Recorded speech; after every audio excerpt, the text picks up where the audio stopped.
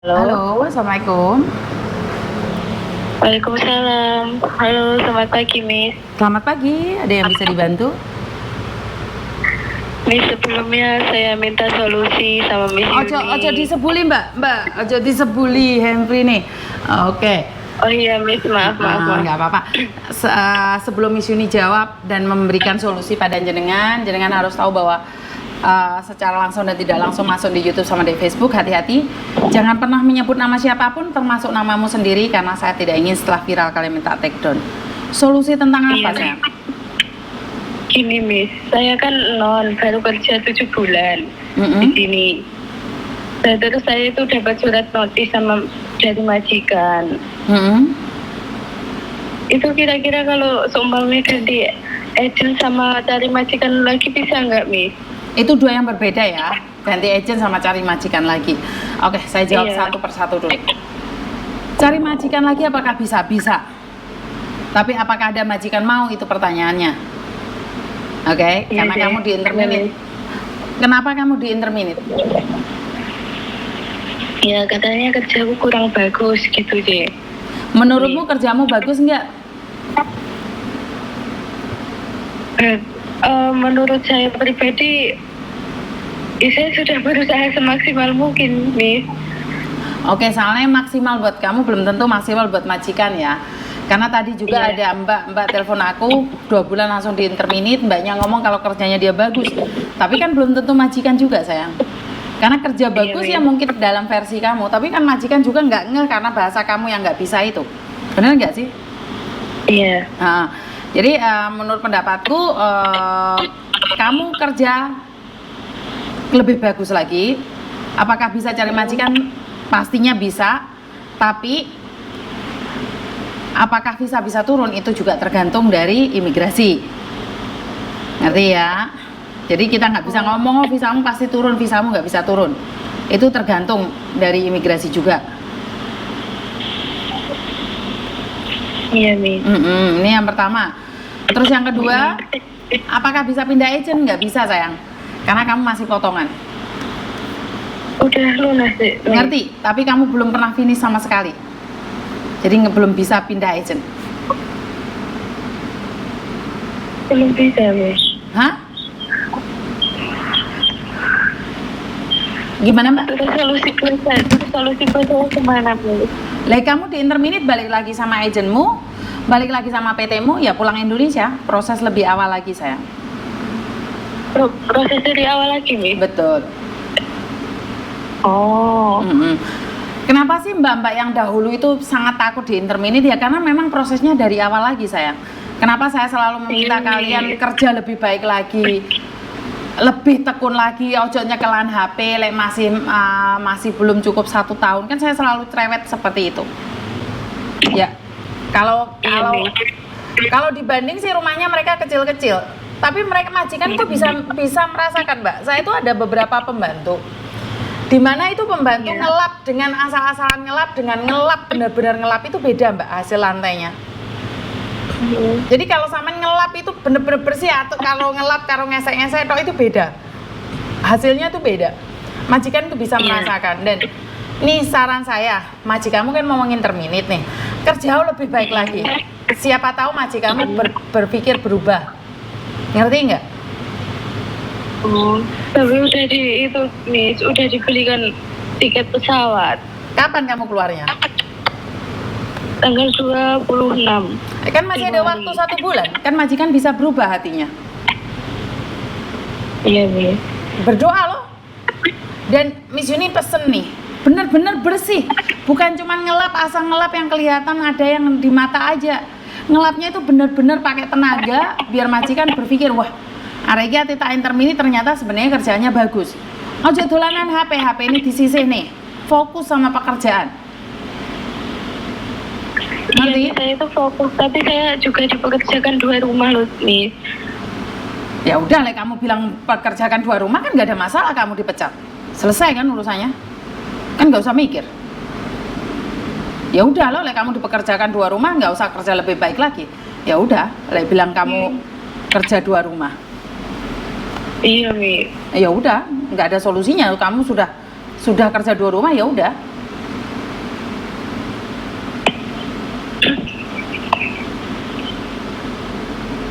Berarti harus proses dari awal lagi ya, Mi? Betul. Kenapa kakak-kakakmu yang dulu itu walaupun kerja 2 rumah dia tetap sregep ya, karena mereka inginnya sampai finish kontrak. Tapi kamu sekarang tak kasih solusi dan kamu mengeluh karena kerja 2 rumah, ya wes aku nggak ada cara, Mbak. Ya wes pulang aja geret koper.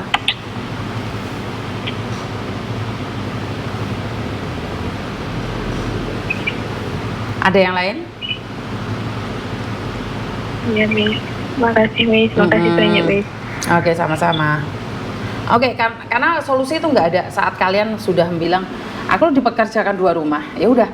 Sebenarnya ada beberapa orang yang dipekerjakan 2 rumah. Ada 2 pilihan, menentang atau melanjutkan. Menentang resikonya kita kehilangan pekerjaan, melanjutkan resikonya kita kerjanya berat dan itu melanggar peraturan. Tapi sekali lagi itu kembali pada kalian semua, karena yang memutuskan kalian, yang bekerja kalian, yang dapat uang kalian. Dan jangan pernah terpengaruh oleh katanya teman. Jadi teman ngomong apapun itu jangan dipercaya. Kenapa? Yang tanggung risikonya itu kamu. Temanmu bilang ngebreak, kamu ngebreak aja 2 rumah, 3 rumah. Emangnya kalau kamu ada masalah temanmu bertanggung jawab atas kamu? Enggak. Karena itu Miss Yuni selalu pertimbangkan dirimu sendiri. Benar dan tidaknya, salah atau tidaknya, siap atau tidaknya, sanggup atau tidaknya, itu kalian yang merasakan, bukan orang lain. Jadi buat teman-teman selalu sigap aja dengan diri sendiri dan lakukan yang terbaik, karena tidak ada orang yang akan bertanggung jawab atas dirimu kecuali dirimu sendiri. Tidak ada orang yang akan bisa membantu kamu kecuali kamu sendiri. Tidak ada orang yang peduli sama kamu kecuali kamu sendiri. Dan saat kalian punya masalah, diunggahnya diduk nih. Mana yang kalau aku mengambil langkah ini resikonya apa? Kalau aku mengambil langkah ini resikonya apa? Itu pasti ada resikonya, semua itu punya resiko. Jadi kalau kalian pikir enggak lah aku seperti ini dan kamu mengharapkan yang terbaik, enggak seperti itu kamusnya. Jadi kalau kamu ambil jalur ini maka berakhir dengan seperti ini. Kalau kamu ambil jalur ini berakhir akan seperti ini. Jadi pasti ada sebab akibat ya Mbak ya. Apa yang terjadi pada kita hari ini itu karena apa yang kita lakukan kemarin. Dan apa yang akan terjadi masa depan itu tergantung kita hari ini.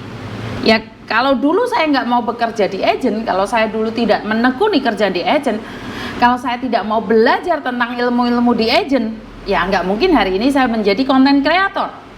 Nah, saat saya sudah menjadi content creator, jika mulut saya tidak berhati-hati, jika apa yang saya lakukan tidak berhati-hati dan akan berakibat fatal di masa depan. Jika saya sedang saat ini mendapatkan rezeki dari YouTube, saya mempergunakan dengan sebaik mungkin, saya berbagi dengan kalian semua, saya membagikan informasi ini pada kalian semua, dan suatu saat saya akan memetiknya. Memetiknya seperti apa? Lah aku mau dolan ndek Ponorogo, kenal mbek wong Ponorogo. Ya mau banku kempos kon mampir, ternyata dia pernah lihat konten saya atau dia pernah saya tolong, saya datang ke Lumajang itu orang sudah pernah saya tolong, atau saya datang ke Madiun saya pernah nolong orang, kan saya sekedar meminta minum kopi kan saya pasti dikasih. Tapi kalau hari ini apa saya melakukan, menghina orang, mencaci orang, menyakiti orang, melukai orang, kedepannya suatu saat nanti giliran ban saya kempos, waktu datang di Banyumas, dilolono wong aku. Dilolono wong, iki dapurane Yuni ku. Saiki bane kempos lha apa ditolong. Bener enggak? Tapi kalau hari ini kita menanam baik, kita akan menuainya besok dan lusa.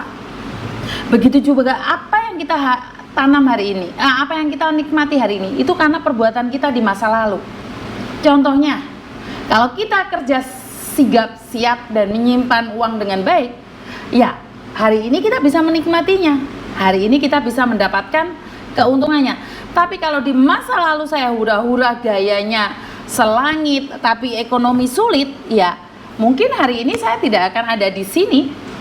Ya mungkin saya masih tetap pincang-pincang saja.